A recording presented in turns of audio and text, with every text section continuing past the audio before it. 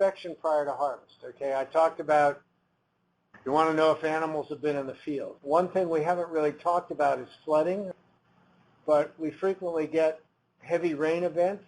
If plants have been inundated, they are viewed by Food and Drug Administration as to have been adulterated produce. So if we have a lettuce field that's been flooded, we assume that there's potential human pathogens that come in on the flood. So if the plants are flooded, at least the area of flooding should not be harvested. Unfortunately, this costs people money, and they don't always do what they're supposed to. But that's it. And of course, I talked about chemical hazards last time. If you've got chemical residues and they're obvious, you certainly would want to know whether or not people have followed the records properly and they had the proper pre-harvest interval.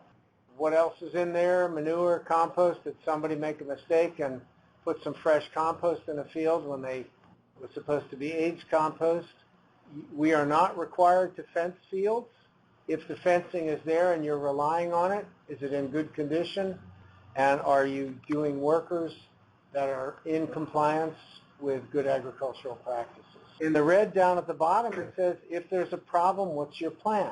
If you have animal tracks in the field, does that mean you plow the whole field under?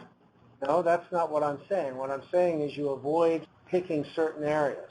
Now, sometimes that's not so easy, because if you have a pick-your-own strawberry operation and you've got deer walking through that field, can you fence those areas off?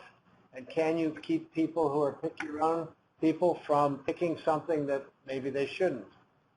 And then, of course, the pick-your-own growers don't really want to turn off their customers and say, oh, I've got potentially contaminated strawberries out there.